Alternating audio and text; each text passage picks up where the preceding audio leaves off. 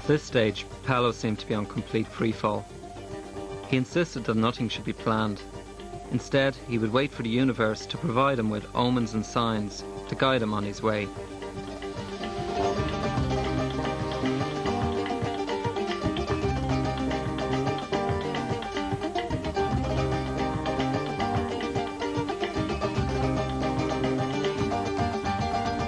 He told me how his strict upbringing by Jesuit priests made him once believe that religion was just a way of controlling hearts and minds, and that spirituality was just a false sense of reality. However, after a period of time as an atheist, he became interested in the occult and soon joined an extreme black magic cult who performed spiritual rituals. He still didn't believe there was anything to all this until he had an experience that would change his life. All of a sudden, in 3 or 4 days, the energy that I was dealing with manifested itself. I wouldn't say the devil, but I would say an energy that started causing me harm. I felt like I was going to lose my soul. Paulo left the cult that he was involved in, and when he returned to the spiritual search, he was determined never to be deceived again. From now on, he would only be guided by the spirit of truth. Before descending into County Waterford, we stopped off at a traditional meeting point, which has been used by pilgrims in the locality for the past 100 years. Well, when I see a mist, I think that I'm immersed by the divine feminine energy.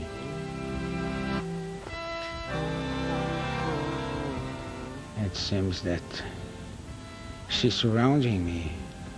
She's the earth, she's the mist, and I feel very comfortable by being somehow protected by this presence.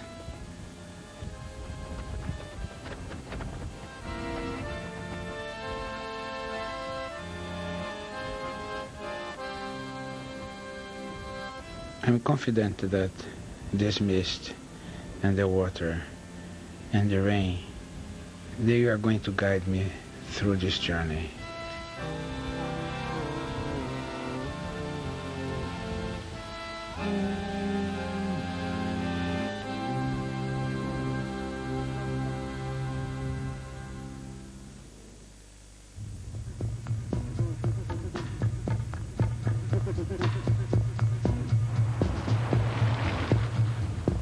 Next stop was the shrine near Mount Mallerie, which was the talk of all of the county of Waterford in 1985. While the rest of the country was awash with reports of statues doing peculiar things, here something completely different seemed to be happening. Over the course of 9 nights, a teenage girl and my 2 young cousins reported meeting face to face with the Virgin Mary. They said she talked with them and told them messages which they were urged to spread to the rest of the world. The main message was that God is angry with all the fighting and greed in the world, and that people needed to return to prayer. Yeah, as I said, it's just a narrow pathway. Ursula Rourke was only 17 when she was one of the first people in the locality to report seeing the Virgin Mary appear here back in 1985. And we just came in, said a few prayers, and we were running around even playing. And just before we were going to come out from the grotto, I'll just show you down here now where I was standing. As there's never been any serious investigation into what was reported back then, I was very curious to see what Paulo would make of it all. I just stopped and looked up at the statue, and I noticed that it was changing. And for a moment I thought it was my imagination. And I looked away again, and I still didn't believe it, and I was kind of shaking my eyes like that, and then I looked up again, and it was still there. And then I knew that there was something happening. And I was standing exactly here. The tree was still there. And that's when you see all the green foliage around here. That all it formed a real dark green. And it's spun all around Our Lady. It looked as if her gown was blowing in the wind. After this initial experience, Ursula left the grotto and broke down crying, but she returned again with her family the following evening, and she became a central part of the events that would unfold here in the week ahead. There was kind of a little bench here, and Tom and Barry sit here. Every night as the two boys were receiving both spoken and visual messages, Ursula had the job of relaying what they reported to the gathered crowd. I used to get upset if I thought people wouldn't believe me, but then I got to understand that you can't make them believe. If they want to believe it, let them. I'd never try and convince anyone. I would never push anyone to believe it or say, oh, you must believe it. Because it's no good. You can't tell people like. Or sometimes it was even hard to explain to them. You know, I saw what I saw, and I saw it through my eyes, and I know I definitely saw it. I believe in innocence. I don't believe in innocence as a weapon, for you to beg for love, but I believe in innocence as a filter to see the world. So when I first saw Ursula, I saw this kind of innocence that we cannot confound with naivety. She's not naive at all, but she has this innocence that we need to understand life for every single day as a new day and not as a repetition of yesterday. Did people ask you to perform miracles because they start to think you as a saint or I know, Paulo as a saint? Yes or no? No, I couldn't do it anyway. Of course. No. What do they ask? Yeah, but some people would expect you to be a real little holy Joe. I'd say some people are surprised when they met me because they might expect a complete praying. I'm not that type of person.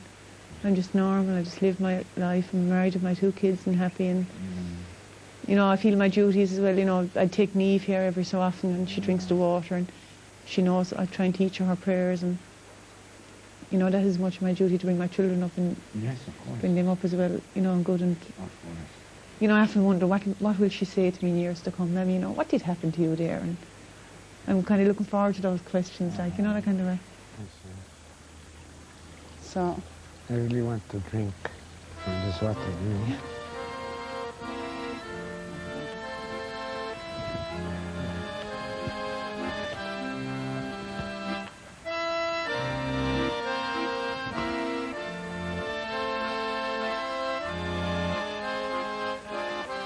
Every time that I'm in a spiritual journey, everything is meaningful. That doesn't mean that in my normal life I see omens and signs all the time.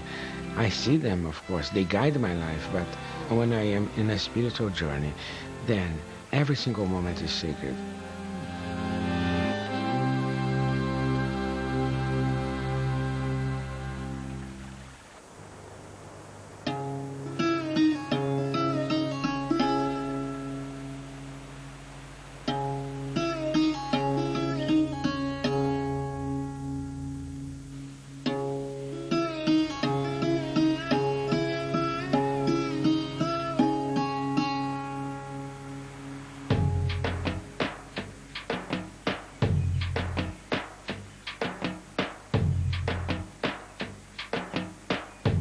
A menstruação não desce, a chuva não dá sinal.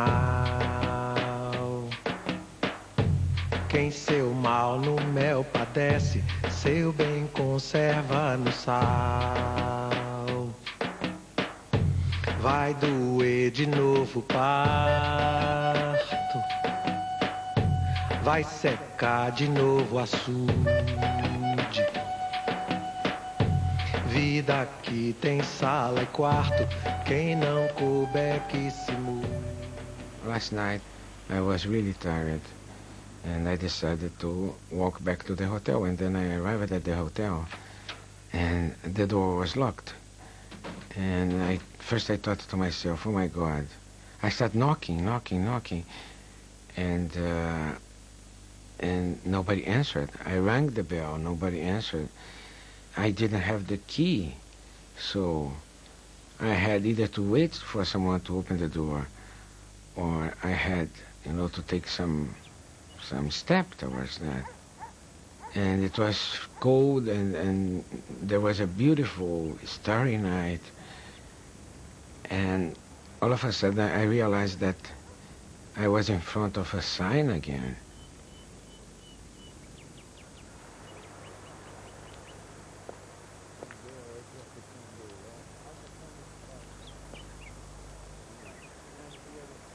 So you look much more wiser than I, because you have time to think. In this pasture, I don't. I have to walk. So what is the key to this journey?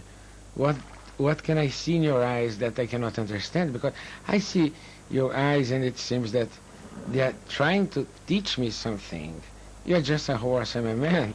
But you have to give me some clue towards the key of this journey. So could you please help me?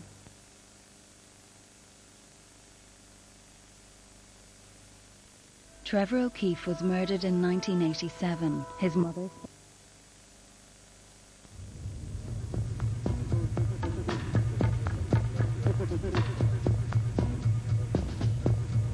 The world must improve and the world must believe. If the world does not improve, the devil will take over the church. And again, I felt that Paulo had a renewed enthusiasm. He was now convinced that there was a reason why the omens had brought him to Ireland. I told him how on one night the lady told the boys that she would make herself visible to the crowd in the grotto, and how a few hundred people reported seeing her that night. I decided to take him to meet Michael O'Donnell, a local farmer who, along with seeing the lady, also reported hearing her speak to the gathered crowd. That's right, yeah. And I could just hear in the preserve Sunday for prayer. And I started going backwards, like if she'd be coming, I'd be going backwards all the time, you know, because I was frightened out. how did people react? Oh, they were amazed because they knew that I didn't drink or smoke and I was shouting, like, you know. And they knew me voice straight away, all the neighbours. But they were amazed what happened, like, that's it. Next I brought Paulo to